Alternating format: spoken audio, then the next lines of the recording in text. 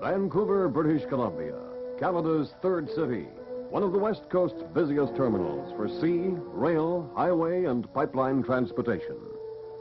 Crossroads of commerce, meeting place of world travelers, where 750,000 people live and work to the fast-moving tempo of the 20th century. And it all happened since yesterday.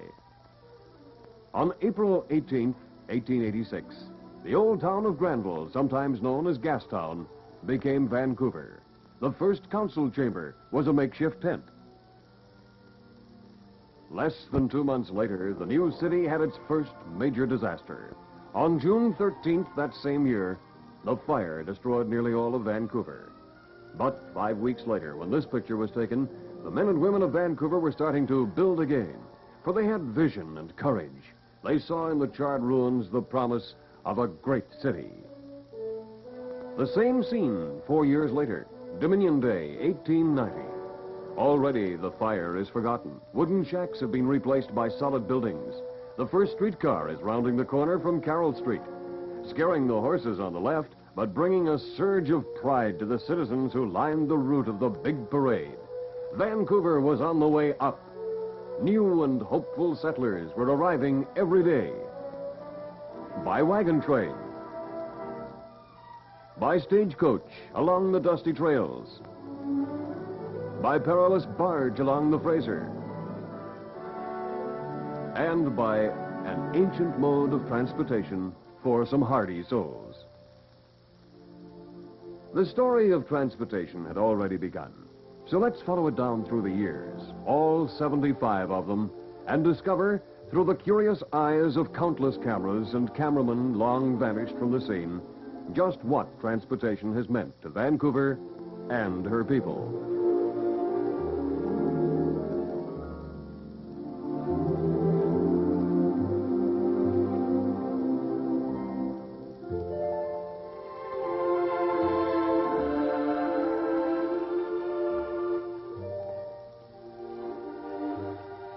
In the early days, transportation meant mainly the sea. There were no highways, no railways, and air travel was still half a century away. Perhaps this is why Vancouver has always felt the pull of the sea. It has been the source of her wealth and progress. There's always been a salty tang to her history and her struggle to rise from a brash settlement on the edge of nowhere to the metropolis she is today. Masts of early sailing ships rose starkly into the sky beside her busy wharves.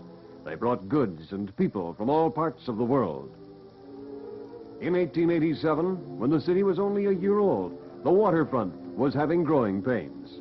Things were rough and ready. The wooden building in the foreground is the first CPR station, which, a few years later, became this much more imposing structure, reflecting the ornate architecture of the day. In 1900, the waterfront was still slowly emerging from the forested shore, a cluster of wooden buildings and a shaky-looking trestle that seems perilously inadequate for the weight of the puffing locomotive. But in 1913, things had changed. Imposing warehouses and docks, some of them still in use. And across the harbor, a new neighbor was coming to life, North Vancouver. 1910 saw the inauguration of the first BC coastal run when the first Prince George went into service. For a while during the First World War, she became a hospital ship with a red cross painted on her tall funnel. Today, the second Prince George is a modern passenger ship, which has been in service since 1948, and like her sister ships, the Prince Robert and the CPR's Queen of the North, has been a steady link between Vancouver and the vast North Country, carrying not only passengers, but cargoes of food, supplies, equipment, and gold. The Kenora was one of the first rail car ferries running between the mainland and Vancouver Island. But today, the Princess of Vancouver, a modern twin-screw, vehicular, and train ferry, is typical of a fleet which moves thousands of cars and passengers every day. They've become, in fact, the mobile highways of the sea. Vancouver has welcomed many a great ship in her day, and her transportation story would be incomplete without mention of the great white empresses of the Pacific. Those romantic luxury liners which made the city a regular port of call. Who can forget them? Gliding smoothly into their berths, ablaze with light, accepting the fanfare and excitement as their due. They brought color to the waterfront. A youthful city took them to her heart. The White Empresses are just a memory now, but their place has been taken by a new race of seagoing giants, the glittering luxury liners from down under. Here is the Canberra, arriving in Vancouver at the end of her maiden voyage, one of the largest passenger-carrying vessels afloat. The flags are flying in welcome, and the city turns out to greet her. No wonder Vancouverites are said to have salt water in their veins. In 1947, there was a nostalgic backward glance into a forgotten era when the Pamir paid us a visit, a lone voyager from the past, the last sailing ship afloat, yet still active in the grain trade between North America and Australia. Buffeting the gales off Cape Flattery, she presents a gallant picture. Not long after this, the Pamir folded her sails and went down to the sea forever. Two eras in the history of transportation. This composite photograph shows the Empress of India heading out from Vancouver and passing what appears to be the wreck of the Beaver off Prospect Point. The Beaver was the first steamer to serve Vancouver, but it had been a regular visitor around the Fraser River as far back as 1836. The wreck occurred in 1886, the year Vancouver was born. The first CPR train arrived here on May 23, 1887, and the railroad chapter of her transportation story began. It was an historic occasion, and the whole city turned out to welcome Engine 374. They decked her with flowers, bunting, and flags, and the celebrations went on all day and night. But in the middle of the cheers and noise, some of the early pioneers must have paused to realize that no matter what happened later on, this would always be considered one of the greatest days in the city's history. Time and events were moving along. The year before, it had seemed that Port Moody would be the western terminus of the railroad and the great seaport of the Pacific. But the tide of history can sometimes turn the tables on politicians, engineers, and empire builders. The voice of New Vancouver scoffed at the plans for Port Moody. The railway must be extended, and it was.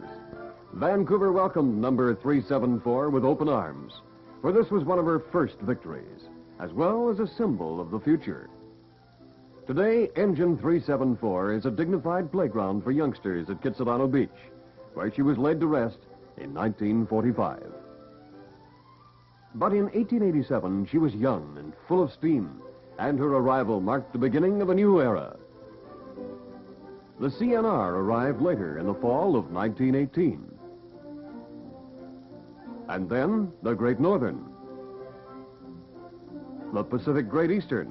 All of these great railways played an important part in the development of Vancouver, bringing her cargoes from a bulging continent, dumping them on her docks for transshipment overseas. These were great and vigorous years.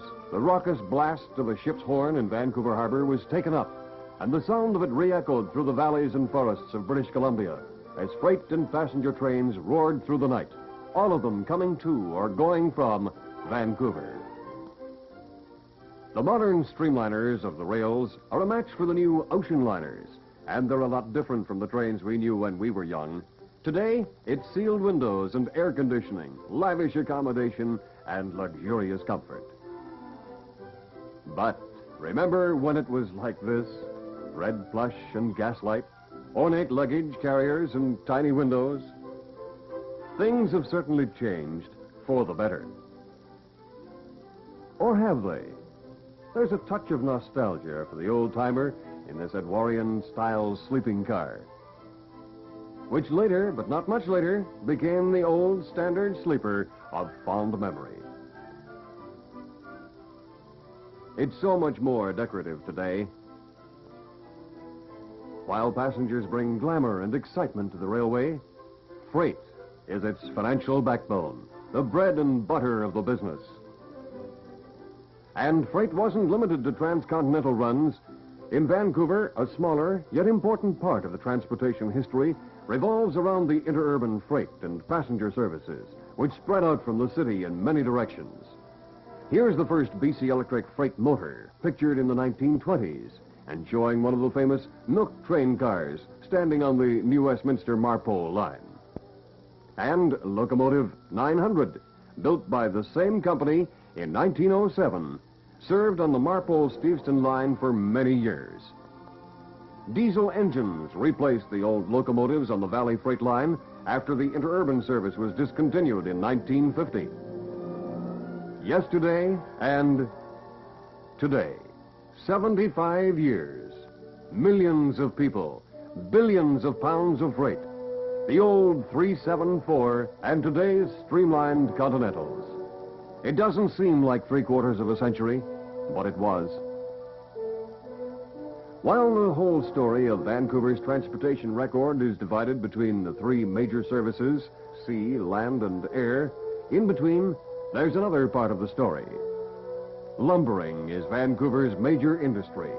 While the big freighters and flat cars carry the province's lumber products to all points of the compass, there's first of all the story of how they get to Vancouver from the logging operations. Some lumber shipments travel hundreds of miles by water, truck, and rail to reach the mills and docks of Vancouver. Flat booms of logs like this have been a familiar sight along the coast for nearly all of the 75 years. One of the first methods of transporting logs down the coast was the Davis raft, an ingenious invention of binding logs together in the form of a mobile log barge. Then came the labor-saving, self-unloading log barges, which brought the industry a step forward. Today's barges load and unload themselves. What would our pioneer loggers with their hand saws and crude log booms have thought of this? Tugs, sometimes called the workhorses of the sea lanes, have an important chapter in our transportation story. Without them, busy seaports like Vancouver would function less smoothly, less efficiently. The Kingsway tug was later rebuilt and renamed the La Pointe, and is still in service. All modern tugs are equipped with radar, and despite their size, are capable of pulling immense loads. When a liner arrives on the harbor, the tugs take over and guide her to her berth. And the sight of these miniature giants chugging around the city's harbor is a colorful part of the transportation scene. 364 days a year, Vancouver's tugs are busy about their business. But on Christmas Day, they take time off to celebrate. So this is a traditional sight which can only be seen once a year.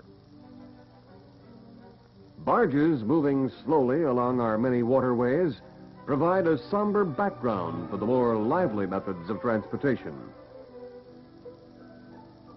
This self-unloading barge is a forecast of times to come, not only in transportation, but in all branches of industry.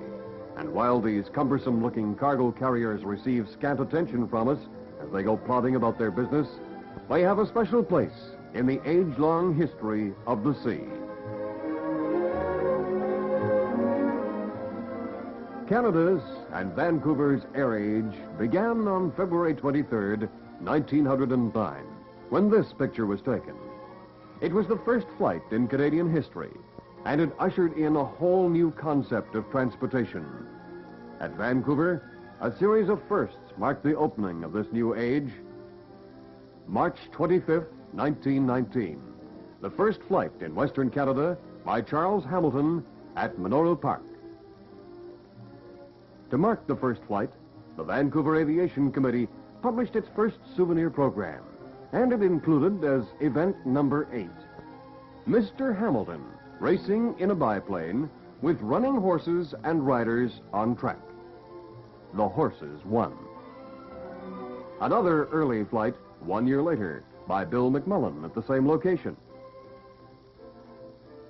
Another first for Vancouver, Canada's first woman aircraft passenger, Olive Stark, at the controls, her husband Billy. May 13th, 1919, the first flight between Vancouver Island and the mainland by Hall and Eckley. In the 1920s and 30s, Vancouver was the base for a courageous group of bush flyers who performed invaluable service in opening up the remote areas of the province, exploring, surveying, charting heretofore uncharted country. The names of these early birdmen are now almost legendary. Don McLaren, shown here with this Western